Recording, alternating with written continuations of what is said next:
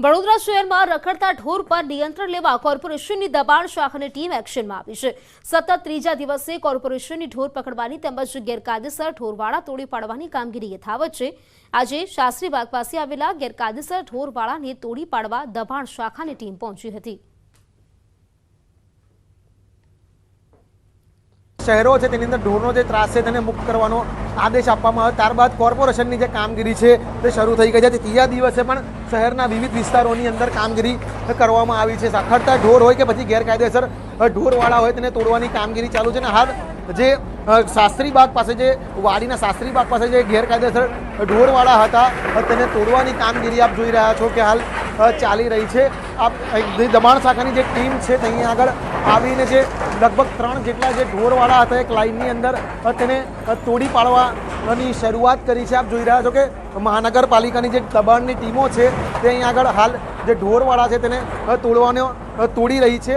કારણ કે આ જ ઢોરવાડાની અંદર જે ગેરકાયદેસર ઢોરવાળા જે સરકારી જમીન પર બન્યા હતા તેને તોડવાની જે કામગીરી જે હાલ કરી રહી છે। આપ જોઈ શકો છો દ્રશ્યોમાં કે જેસીબી મશીન દ્વારા જે છે તે તમામ ઢોરવાળા જે છે તે તોડી પાડવામાં આવ્યા છે।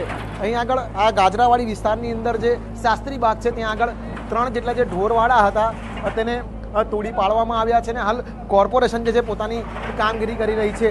અગાઉ પણ જે મુખ્ય જ્યારે પણ લોકો ગાયની અડફેરે ત્યારબાદ કોર્પોરેશન જે છે તે એક્શનમાં આવે છે। અને પરંતુ આ વખતે મુખ્યમંત્રી દ્વારા જે છે જેટલી પણ મહાનગરપાલિકાઓ છે તેમના જે મ્યુનિસિપલ કમિશનર સહિતના જે અધિકારીઓ છે તેમને વિડીયો કોન્ફરન્સમાં કહેવામાં આવ્યું હતું જે શહેરો છે તેની અંદર જે રખડતા ઢોરોનો ત્રાસ છે તેને દૂર કરવાના આદેશ આપ્યા હતા। ત્યારબાદ જે કોર્પોરેશનનું તંત્ર છે તે એક્શનમાં આવી ગયું। છેલ્લા 3 દિવસથી રખડતા ઢોર અને ગેરકાયદેસર ઢોરવાળા તોડી પાડવાની કામગીરી હાલ કોર્પોરેશન કરી રહ્યું છે।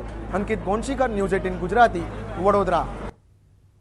ડભોઈ નગરપાલિકા દ્વારા દબાણ હટાવવાની કામગીરી હાથ ધરવામાં આવી છે, જેમાં ડભોઈ નગરપાલિકા ચીફ ઓફિસર અને પોલીસને સાથે રાખી ગેરકાયદેસર દબાણ હટાવવા કામગીરી કરાઈ છે।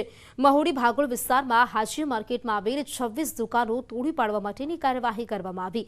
સાથે જ આ કામગીરી 3 દિવસ સુધી ચાલશે તેમજ ચીફ ઓફિસર દ્વારા જણાવવામાં આવ્યું।